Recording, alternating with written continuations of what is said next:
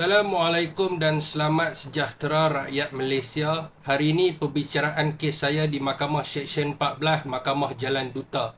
Hari ini dan esok adalah perbicaraan penuh bagi tahun 2026 di mana saksi-saksi dari pihak PDRM dan SPRM akan memberi keterangan dalam mahkamah. Saudara dan saudari, sudah hampir 3 tahun berlalu menghabiskan usia di mahkamah sejak tahun 2023 di mana semua orang tahu kes ini hanyalah kerana Azam Baki berdendam dengan saya. Dan yang paling kelakar sehingga hari ini pihak SPRM gagal untuk mengemukakan apa-apa bukti yang mengatakan saya telah memfitnah mereka.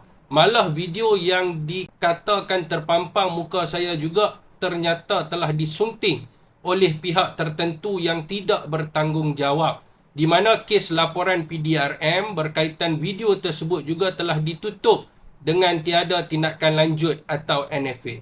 Saudara dan saudari, saya dituduh bukan kerana rasuah, bukan kerana fitnah, tetapi dikatakan gagal mematuhi notis yang dikeluarkan oleh pihak SPRM. Persoalan yang timbul, notis ini berkaitan siasatan apa? Adakah pihak SPRM boleh sesuka hati menahan seseorang tanpa sebarang kesalahan? Saya mencadangkan di akhir penggal Azam Baki sebagai Ketua Pesuruhjaya SPRM, cukuplah. Lebih baik gugurkan saja pertuduhan yang tidak berasas ini. Kesilapan SPRM mungkin bertindak awal tanpa mengesahkan terlebih dahulu video yang ditularkan oleh mereka yang ada kepentingan berpolitik. Mungkin ini pengajaran dan pelajaran untuk pihak SPRM di masa depan.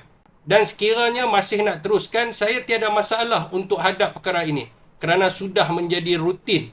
Tetapi saya juga tidak pernah memaafkan Azam Baki sebagaimana dia tidak memaafkan saya. Apakah reaksi rakyat Malaysia?